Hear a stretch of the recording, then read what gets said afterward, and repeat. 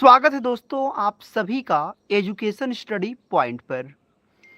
साथियों आप देखते हैं आपके चैनल पर हम आपके लिए लगातार क्लास ले रहे हैं और सुपर संडे में आज आपके लिए क्या करने वाले हैं आप जानते हैं दोस्तों। जितना भी मैंने एक हफ्ते में आपको पढ़ाया है उसका कंप्लीट रिवीजन आपको साथियों में कराने वाला हूं। तो चलिए दोस्त शुरुआत करते हैं सेशन का। बहुत स्वागत आपका, सभी को गुड इवनिंग। आइए शुरुआत करते हैं दोस्तों क्लास का। निम्नलिखित में से कौन सा परंपरागत ऊर्जा का स्रोत है, यानी इनमें से कौन सा परंपरागत ऊर्जा का स्रोत है। साथियों इसमें इतना कंफ्यूजन लोगों को रहता है कि परंपरागत और गैर परंपरागत दो चीजें हैं। इसका मैंने एक ट्रिक आपको बहुत पहले भी बताया था और आज फिर बता दूं।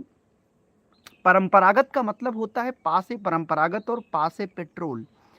अब ये बताओ पेट्रोल खत्म हो जाएगा, यानी ऐसी ऊर्जा के स्रोत जिनको एक बार यूज कर लो तो वो खत्म हो जाए, उनको दोबारा यूज नहीं किया जा सकता, उन्हें परंपरागत ऊर्जा का स्रोत कहते हैं। और जो अनलिमिटेड हैं, जिन चीज़ों को आप एक बार यूज करने के बाद दोबारा प्रयोग नहीं कर सकते, वो दोस्तों गैर परंपरागत होते हैं। जैसे सौर ऊर्जा गैर परंपरागत, पवन ऊर्जा गैर परंपरागत, बायोगैस गैर परंपरागत। लेकिन कोयला दोस्तों ये फिक्स है भैया, ये इतना नहीं है कि तुम जिंदगी में इसको यूज करते रहो। तो इसका मतलब ये हुआ दोस्तों, जो आपका कोयला है ये क्या है, ये परंपरागत ऊर्जा का स्रोत है, क्योंकि साथ ही ये खत्म हो जाएगा। सही बात है कि नहीं। अब इसके कुछ डेटा मैं आपको दे देता हूं आपके सामने स्क्रीन पर। मैं आप आराम से चीज़ों को ध्यानपूर्वक देखिए।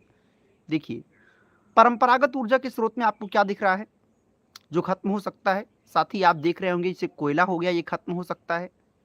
इसके अलावा दोस्तों देखो पेट्रोल, ये भी खत्म हो जाएगा। प्राकृतिक गैस जैसे दोस्तों आप देख रहे हो आजकल एलपीजी है, ये भी खत्म हो जाएगा। बहुत ध्यानपूर्वक, नहीं तो बहुत सारे लोगों को लगता है कि प्राकृतिक गैस तो खत्म ही नहीं होगा। वहीं पर जब आप गैर परंपरागत देख रहे हो दोस्तों, तो सौर ऊर्जा ये कभी नहीं खत्म होगा।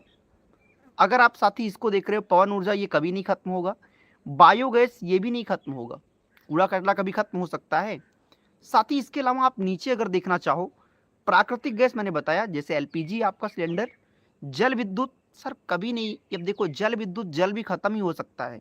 परमाणु ऊर्जा सीमित है साथियों, ये भी खत्म हो सकता है। तो ये जो नीचे आप देख रहे हो साथियों, ये सब क्या है, इसमें आपको बहुत कंफ्यूजन आएगा। ये जरूर याद कर लेना, प्राकृतिक गैस, जल विद्युत और परमाणु ऊर्जा ये आपके परंपरागत, बाकी बायोगैस ये देखिए, और भूतापीय ऊर्जा और ज्वरीय ऊर्जा, ये पवन ऊर्जा, ये सब क्या है, ये गैर परंपरागत हैं। मतलब साथियों ये चीजें खत्म नहीं हो सकती। बात समझ रहे हो आप लोग। हाँ जी बहुत बढ़िया। और चाहो तो इसका स्क्रीनशॉट ले लो, मैं एक मिनट इसको ऐसे कर देता हूँ, आप इसको चाहो तो स्क्रीनशॉट ले लो, नहीं तो मैं इसका फोटो जो है ग्रुप में डाल दूंगा। जो आपके व्हाट्सअप का प्रीमियम मैंने ग्रुप बनाया है वहाँ पे इसका आपको फोटो मिल जाएगा। इसका ये वाली इमेज मैं वहाँ पे डाल दूंगा, तो आप इस चीज़ को क्या करना, वहाँ से देख लेना। चलो साथी, अब अगला क्वेश्चन यहीं से पूछ लिया कि पेट्रोलियम क्या है, नवीकरणीय, अनवीकरणीय, जैविक या फिर सौर। साथियों नवीकरणीय मतलब जिसको नया किया जा सके, और अनवीकरणीय का मतलब ये होता है जिस चीज को साथियों नया ना किया जा सके। अब जैसे पेट्रोल है साथी, तो पेट्रोल नया नहीं हो सकता साथियों, इसका मतलब क्या होगा, ये दोस्तों अनवीकरणीय है। क्या साथी, ये अनवीकरणीय है। मतलब दोस्तों अगर देखा जाए तो सही उत्तर क्या होगा, ऑप्शन नंबर बी, मतलब अनवीकरणीय। समझ गए। आगे चलते हैं साथियों आपको लेकर हम। ग्रीन हाउस प्रभाव के लिए मुख्य गैस साथियों कौन सी है। प्रभु ग्रीन हाउस के बारे में कितनी बार मैं आपको पढ़ाया हूं। मैंने कहा यार ग्रीन हाउस कोई ग्रीन हाउस घर नहीं होता, इसके नाम में ही ग्रीन है। बाकी वास्तव में साथियों कुछ भी ग्रीन नहीं होता है। ये कांच का बना हुआ घर होता है, जिसमें एक बार अगर सूर्य की किरणें प्रवेश कर जाएं तो दोबारा निकल कर वापस नहीं जा पाती हैं। इसको दोस्तों क्या कहते हैं, ग्रीन हाउस गैस कहते हैं। देखिए भाई साहब, हैप्पी बर्थडे वाली जो बात आप मेरी कर रहे हो, ऐसा कुछ भी नहीं है प्रभु। मैं कैसे आप लोगों को समझाऊं, ये सब बातें कोई एक व्यक्ति कहेगा आप लोग सब कहने लग जाते हो। ये कारण क्या है कि अब मैं इस पर कुछ भी नहीं कहूँगा, ये आपका प्यार है, लेकिन हकीकत ये है कि मैंने बर्थडे में 4 साल से पढ़ा रहा हूँ यूट्यूब पर। मैं कभी इन चीज़ों पे चर्चा ही नहीं करता हूँ, तो ये कैसे हो सकता है। सो प्लीज़ आप लोग ऐसी कोई चीज़ें स्क्रीन पर ना लिखिए, क्योंकि मुझे लगता है कि जीवन हर दिन कुछ नया है। काहे का बर्थडे और क्या बर्थडे, सब झूठे है ये सब, इसका ये सब प्रपंच है और इसका कोई मतलब नहीं होता इन चीज़ों का। समझ रहे हो ना? तो बस इतना ही है साथियों। इसका राइट उत्तर होगा कार्बन डाइऑक्साइड। अब सवाल ये पैदा होता है कि सबसे ज़्यादा इम्पैक्ट इसका क्यों है? क्योंकि दोस्तों वातावरण में जब कार्बन डाइऑक्साइड की मात्रा बढ़ती है तो गर्माहट आती है, गर्मी ज़्यादा बढ़ती है। समझ गए कि नहीं? तो इस चीज़ को फोकस करना आप लोग। साथियों अगले क्वेश्चन की तरफ चलते हैं। हाँ, ये देख सकते हो आप लोग परंपरागत और गैर परंपरागत ऊर्जा के स्रोत में आप अगर एक बार देखोगे तो आपको शायद कभी भूलेगा नहीं साथियों, और इस चीज़ को आप समझ रहे होंगे। प्रभु आप देखिए, पवन ऊर्जा देखो, सौर ऊर्जा देखो, बायोगैस देखो, ये गैर परंपरागत है। लेकिन परंपरागत में आपने चीज़ों को देख लिया कि महिला खाना बना रही है, आप समझ सकते हो लकड़ी उकड़ी जैसे साथी, यही चीज़ है। अगले क्वेश्चन पे आ जाइए। मीथेन दोस्तों किससे बनता है?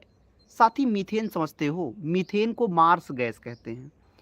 जब गाय, आपने अपने घरों में देखा होगा, गाय है, भैंस है, जब ये लोग मुंह से जुगाली करते हैं, प्रभु बात समझ रहे हैं, ये लोग जब मुंह से जुगाली करते हैं तो इनके मुंह पे दोस्तों मार्स गैस निकलता है, मीथेन गैस बनता है। धान के खेतों में मीथेन गैस बनता है। जहाँ पे ज़्यादा कीचड़ या दलदली भूमि होता है वहाँ पर भी मीथेन गैस साथियों बन जाता है। तो प्रभु आपका जो उत्तर होगा ऑप्शन नंबर जो बी है वो राइट आंसर है। कौन सा दोस्तों? दलदली क्षेत्र वाला। यानी ऑप्शन नंबर जो बी है साथी एकदम सही है। इससे बेहतर किसी और विकल्प की परिकल्पना मत करिए। अगले क्वेश्चन पे आ जाओ। जैविक घटक में दोस्तों क्या शामिल है? जैविक मतलब जो चीज़ जिंदा हो, तो इसको हटा ही दो चूंकि आपको पता है इसमें पौधा हो जाएगा। अजैविक भी आप लोग कर ले जाओगे। इधर आ जाओ साथियों, आपसे पूछा जा रहा है कि विश्व पर्यावरण दिवस कब मनाया जाता है? साथी अब इसको कैसे आप भूल जाओगे? 5 जून को होता है पर्यावरण दिवस, 22 अप्रैल को होता है पृथ्वी दिवस। अब 1 मई और 10 दिसंबर आपके सामने है, ये आप लोग बताओगे कि आखिर 1 मई और 10 दिसंबर को कौन सा दिवस मनाया जाता है। देखो हर दिन कोई ना कोई दिवस रहता ही है, लेकिन जो प्रमुखता से आपसे पूछता है वो 22 अप्रैल और 5 जून भी पूछता है। तो बताइए 1 मई और 10 दिसंबर को कौन सा दिवस मनाया जाता है? बताओ साथियों क्या हो सकता है? साथ ही देखो जो 10 दिसंबर होता है अमूमन ये तो मानवाधिकार दिवस होता है, जहाँ पे सबके अधिकारों की रक्षा के संकल्प की बात की गई है। अगला साथियों कुछ प्रमुख दिवस आपके सामने स्क्रीन पर मैं लेकर आया हूँ, इन्हें आप लोग ध्यानपूर्वक देख लो। हालांकि अगर दिवस देखोगे तो 365 दिन अगर है तो हर दिन कुछ ना कुछ होता ही होता है, कुछ ना कुछ दिवस रहता ही रहता है। लेकिन आपको क्या याद करना है वो मैं स्क्रीन पर लेकर आया हूँ कि भैया इतना याद करना, इससे ज़्यादा याद करने की कोई ज़रूरत नहीं है। कौन कौन सा याद करोगे आ जाओ, इनमें भी मैं आपको चुन के बताऊंगा कि इनमें से क्या पेपर में आ जाएगा। देखो साथी 12 जनवरी को क्या होता है? राष्ट्रीय युवा दिवस होता है। 12, देखो जनवरी से शुरू करो, 12 जनवरी को राष्ट्रीय युवा दिवस होता है। 26 जनवरी को सबको पता है गणतंत्र दिवस होता है। 30 जनवरी को शहीद दिवस होता है। सबसे इंपॉर्टेंट इन सब में से दोस्तों ये 8 मार्च होता है जो पेपर में आता है। अंतरराष्ट्रीय महिला दिवस कब मनाते हैं? साथियों 8 मार्च को मनाते हैं। उससे भी इंपॉर्टेंट है 22 मार्च जल दिवस वाला, ये भी आपसे पूछता है कि जल दिवस कब मनाते हैं, तो 22 मार्च को मनाते हैं। 8 मार्च को अंतरराष्ट्रीय महिला दिवस होता है। और दोस्तों 7 अप्रैल को विश्व स्वास्थ्य दिवस, सा से सात और सा से स्वास्थ्य। तो जो विश्व स्वास्थ्य दिवस होता है दोस्तों 7 अप्रैल को होता है। 11 जुलाई को विश्व जनसंख्या दिवस होता है। 5 सितंबर को शिक्षक दिवस होता है। 14 सितंबर को दोस्तों होता है हिंदी दिवस। ये सब पूछे गए क्वेश्चन है, ठीक है ना? इतना मत भूलना, बाकी सब भूल जाओगे हम काम चला लेंगे, लेकिन इतना नहीं भूलना है। 1 2 3 4 5 यही इतना आपको याद रखना है लगभग। देखो मैंने क्या कहा है तो बहुत सारी, लेकिन सारे याद करना कोई ज़रूरत नहीं है। लेकिन जो मेन मेन है साथियों तो याद कर लो भैया। अगर उतना भी नहीं याद करोगे तब तो बतिये बिगड़ जाएगा। और भी नीचे कुछ डेटा मैं आपको दिखा देता हूँ साथियों, इधर का भी डेटा आप लोग देख लो। साथ ही आपने देख लिया 7 अप्रैल को क्या है, ये है हो गया आपका विश्व स्वास्थ्य दिवस हो गया। 22 अप्रैल को पृथ्वी दिवस, ये सबको पता है। 1 मई को दोस्तों होता है अंतरराष्ट्रीय मजदूर दिवस। क्या?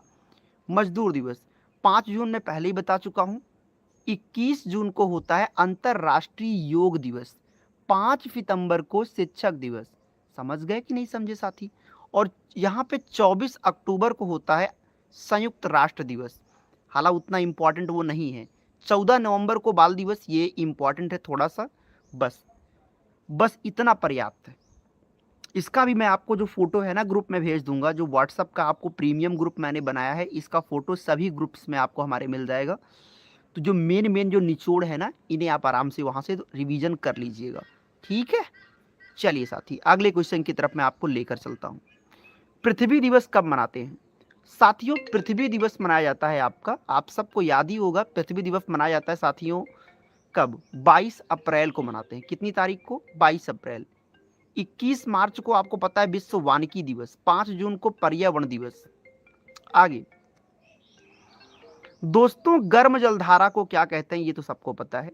साथ ही आज जो मैं डेटा आपके सामने लाया हूं, इसको बहुत ध्यान पे देखना, क्योंकि यहां से आपका प्राइमरी और जूनियर दोनों की नींव आप लोग आज लिखोगे। इस जो डेटा आपके सामने लाया हूं, इसलिए बहुत ध्यान पूर्वक आपको एकाग्र होकर इन चीज़ों को पढ़ लेना है, जिससे बाद में आपको जरा भी दिक्कत ना हो। दोस्तों पेपर में आता है, बताइए इनमें से कौन सी गर्म जलधारा है? कौन पाती?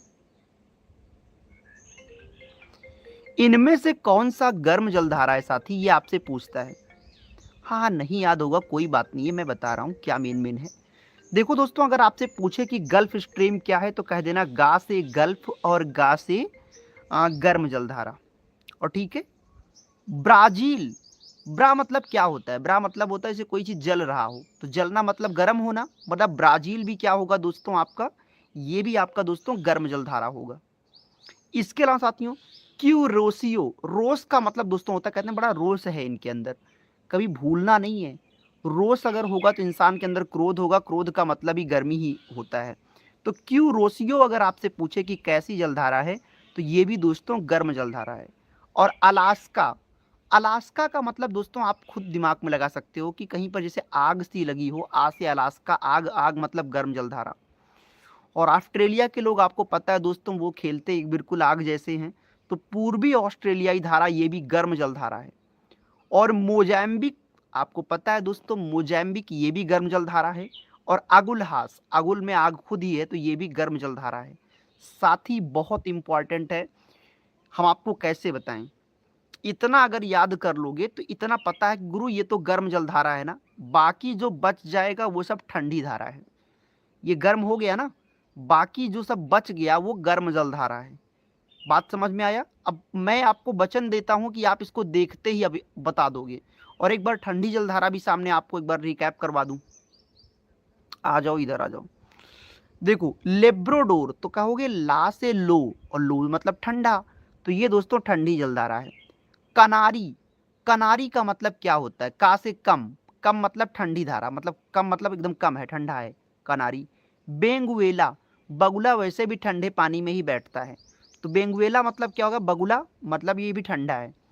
देखो गुरु, याद होना चाहिए, वो आप कैसे भी याद करो।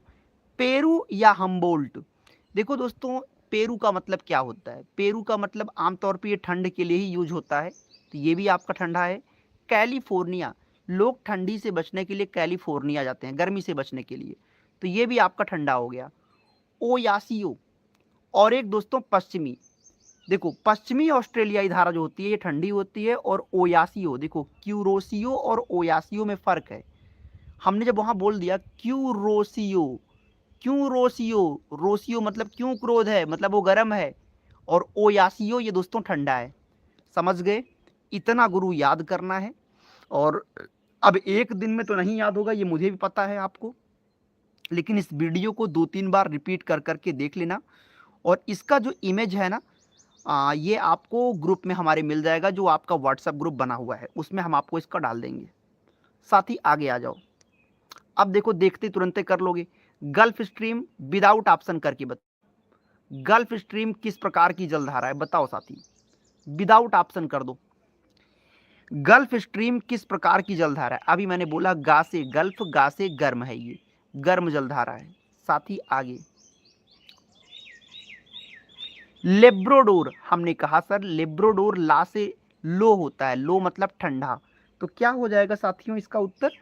ला से लेब्रोडोर, लेब्रोडोर क्या होता है दोस्तों, लो होता है, मतलब ये ठंडी जलधारा हो जाएगी, यानी ऑप्शन बी इसका सही उत्तर है। आगे साथियों, मैं आगे बढ़ूं उससे पहले आपके लिए आवश्यक सूचना, अगर आप भी यूपी टेट बेसिक से तैयारी तो करना चाहते हो लेकिन समझ में नहीं आ रहा है कि कहाँ से तैयारी शुरुआत करें, क्या पढ़ें और क्या ना पढ़ें और कहाँ से पढ़ें, किस तरह पढ़ें कि पहली बार में बात बन जाए, तो दोस्तों एजुकेशन स्टडी पॉइंट आपको बस यही समझाएगा कि सर जी दो गलती तो ना करना, कभी कोई बैच मत खरीद लेना, क्योंकि बैच खरीद लोगे तो 5 घंटे 7 घंटे क्लास करना पड़ता है, तो वो आपका टाइम बर्बाद होगा। इससे बेहतर है कि आप 1 घंटे स्वयं पढ़िए, सेल्फ स्टडी, वो बेहतर है। दूसरी गलती दोस्तों, बहुत सारी किताबों का ढेर ना लगाओ, क्योंकि जितना ज़्यादा साधन सीमित रखोगे उतना आपके लिए बेहतर होगा। कर सको तो एक काम बता दे रहा हूँ, यही आप कर लो। 2011 से लेकर 22 तक जो प्रश्न पूछे गए हैं पेपर में, उनमें फिर निकाल लो कि 90% टॉपिक कौन सा है जो बार बार पूछ रहा है, उन्हीं टॉपिक को आप अच्छे से पढ़िए। और ये मैं करके आपको दे रहा हूँ। इनमें दोस्तों मैं आपको इसके लिए 200 पेज का आपको एक प्रीमियम नोट्स दे रहा हूँ, जिसके अंदर साथियों पूरा सिलेबस कवर है। मतलब इसे पढ़ने के बाद ना किताब की ज़रूरत, ना बैच की, ना वीडियो की। अगर रोज़ 1 घंटे इसे पढ़ोगे तो 30 दिन में आपका पूरा सिलेबस ख़त्म कर देगा। सवाल है दोस्तों, इसे आपको कैसे मिलेगा, तो नीचे नंबर है 9653050981 पे कॉल करके या व्हाट्सएप पे मैसेज करके साथियों आप इसे परचेज कर सकते हैं। इसमें ऑलरेडी दोस्तों हमने 105 110 नंबर तक का काम कर दिया है। आगे दोस्तों, भारत की सबसे लंबी नदी कौन सी है। साथियों अगर भारत के सबसे लंबी नदी की बात करोगे तो साथी भारत की सबसे लंबी नदी कौन सी है, लंबी नदी आपकी गंगा नदी है। गंगा कहाँ से निकलती है, गंगोत्री उत्तराखंड गंगोत्री ग्लेशियर से, और कहाँ पे गिरती है, बंगाल की खाड़ी में। और अगर देखो भारत की सबसे लंबी नदी पूछे तब तो उत्तर गंगा है, और अगर ये पूछे कि प्रायद्वीपीय भारत की सबसे लंबी नदी क्या होगी, तब आप लोग क्या बताओगे, जरा बताओ तो साथियों। प्रायद्वीपीय भारत की सबसे लंबी नदी आपको ये बताना है, प्रायद्वीपीय भारत की सबसे लंबी नदी कौन सी होगी। तो दोस्तों प्रायद्वीपीय भारत की सबसे लंबी नदी होती है गोदावरी।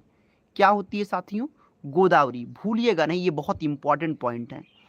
अच्छा और भी ऑप्शन देख लो, यमुना कहाँ पे निकलती है, तो दोस्तों यमुना नदी निकलती है यमुनोत्री से, ठीक है। और ब्रह्मपुत्र नदी निकलती है तिब्बत के कहाँ पे, चेमा युंगडुंग ग्लेशियर से।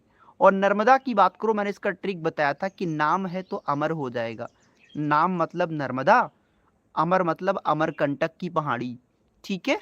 आगे चलते हैं साथियों, गंगा नदी का उद्गम कहाँ से है, बिना ऑप्शन के बता सकते हो, गंगोत्री। नर्मदा नदी दोस्तों किस दिशा में बहती है, वो नर्मदा जो मध्य प्रदेश के अमरकंटक की पहाड़ियों से निकलती है और दोस्तों अरब सागर में गिरती है, ये पूरब से पश्चिम दिशा की ओर साथियों बहती है।